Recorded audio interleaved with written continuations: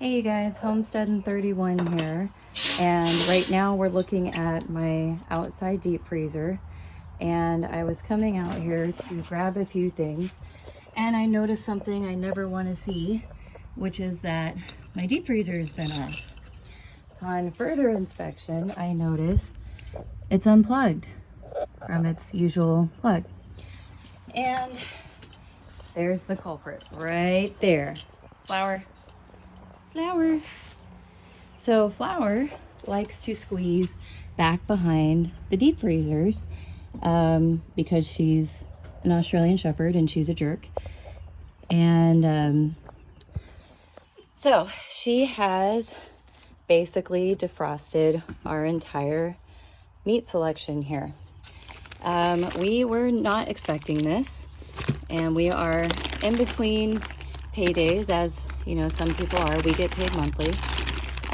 So everything that is in here is defrosted. We definitely are not super happy about that. So today, instead of what I was going to talk about, we're going to cover what to do when calamity strikes and significantly impacts your food supply. Bear, you're not helping. So as you can see, we have berries that are defrosted. We have all sorts of pre-made food and meals, lots of meat in here, bread, cheese. Basically, if you can name it, we probably got it in this deep freezer. So unfortunately, we don't know how long this has been unplugged for.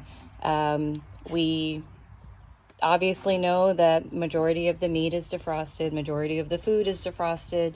So rather than take any chances with our health, we are just going to have to count this as a total loss. But I will say, it's always good to have a backup for your backup. So our other deep freezer is still frozen, still plugged in. We have bacon over here. We lost all of our bacon that was in this deep freezer. But we have meat over here. We have bread over here, even salt pork for all the greens we've been growing, extra cranberries from when they were all on sale. And most importantly, my breast milk is in this deep freezer. So with that being said, I will hit you guys back in just a minute with what to do next. And we're back. So here's what comes next. After you throw out all the bad food and maybe shed that one single tear from losing part of your stash, you step into wherever else you have your food stored, because you should have it stored in more than one place around your house or property. And you celebrate because you were prepared. So what we have here is various kinds of meat. Obviously you see the chicken breast, and then we even have some flavored ones. We also have trusty handy dandy Spam, and my boyfriend likes Vienna sausages, so we have some of those gross things. That's just my personal opinion. You guys can feel differently, of course. And then also we have more chicken, and this will help us kind of rectify our situation here. It also saves us from having to panic and run out to the grocery store right now and try to restock even on what we just lost in our deep freezer. Now, majority of these cans of chicken, especially the individual ones, I bought when they were on sale. My grocery store down here, Publix, does weekly buy one get one specials for all sorts of products, not just canned goods, but so that's usually when I like to stock up on these types of products, especially when these ones go on sale, because I like the oven roasted flavor. It just is more chickeny, if that's possible. So I used a handy dandy easy prepping food calculator to determine how much meat for a family of 8, because I have 6 children, would need for an entire year to survive on, and it equated to about 110 pounds of canned meats and things of that nature. I also have, it's in a storage container outside, but I also have what's called textured vegetable protein. Now, if you guys are vegan, vegetarian, just don't like eating animals, you guys know exactly what I'm talking about. And that is also a great food supplement for meat. It can be really any flavor. It takes on the flavor of what you usually cook it with.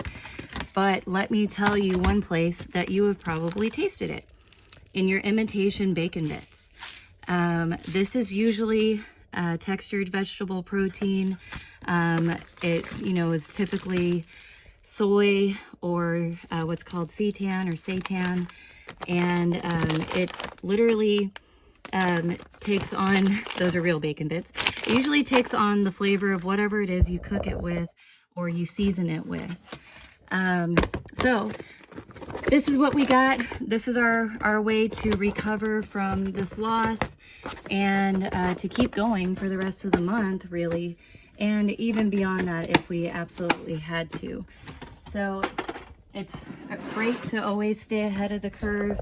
It's great to, really take advantage of sales when they hit your local markets. And even this right here, you guys, did not happen overnight.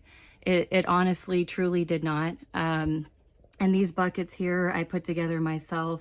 It's my rendition of like the Augustin Farm buckets or Ready Wise. It's my version of that, using goods that I purchased in the grocery store and following their sell by and use by dates.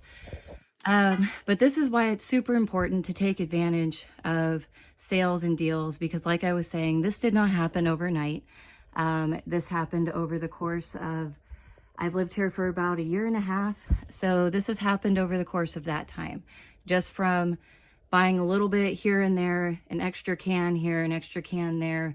Oh, oatmeal's on sale this week, so let me buy some of that. But really, when people say start small and it'll add up quicker than you think, they are right. And they are speaking from experience, y'all. So even if you get started today and in a couple weeks you only have 4 or 5 cans, that's still 4 or 5 cans more that you didn't have. So always be thinking about what you're buying, the prices on it, the shelf life of it. And I've been telling people that if you're buying one of something, you should be buying 2 of that item, just to keep yourself safe from a little bit of heartache or disruption to your lifestyle. Okay guys, now we're out in my other location where we store our food preps, and I wanted to touch on the textured vegetable protein. So the brand I use is Bob's Red Mill. Now, textured vegetable protein is a soy product. Thank you, Bear. And it is rich in protein, it's rich in fiber. It's typically used to enhance meals, to add some more nutrition to them. Now, I got this on Amazon. It comes in a box here, and then each pouch is individually sealed, which helps you kind of portion out your meals a little bit better. You don't have all of it exposed to air at once, which helps shelf life.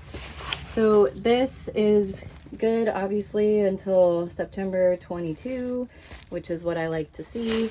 And but even on here, it gives you a recipe for something we all love, which is tacos. Just ignore the vegan part of that. But like I said in my previous video, we've all experienced this to some degree or not. If you hear it, it sounds just like your bacon bits. So try it. If you don't like it, oh well, but it's a great way to supplement your meat budget and a great way to just add extra nutrition into your food. And like I said, with the calamity that's just happened here at our house, again, we don't have to run out and panic and try to restock all of our meat that we lost. So another good thing to consider would be your TVP. All right, guys, thank you. Bye.